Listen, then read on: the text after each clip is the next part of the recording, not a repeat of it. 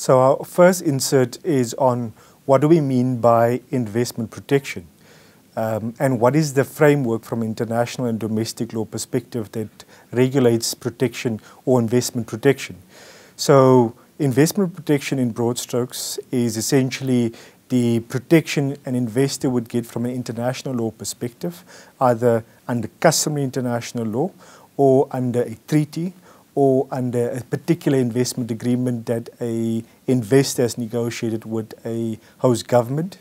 This you normally see from a mining and energy perspective, where you get projects of big magnitudes in various jurisdictions. So you look at the DRC, you look at Tanzania, and other jurisdictions, and host governments and investors would usually negotiate specific terms within those investment agreements, usually containing stabilization clauses to ensure that certain protections are provided from a regulatory perspective over the period of an investment.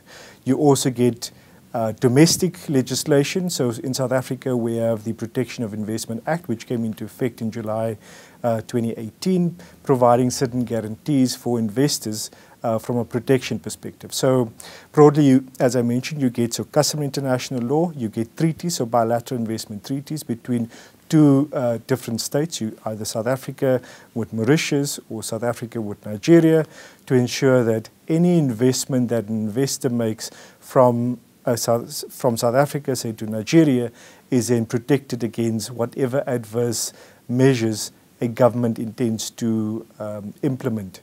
So these provides additional protection to an investor to what is already provided in the local jurisdiction where the investor has invested. So broadly speaking, those are the investment protection regimes that we get from an international and domestic law perspective.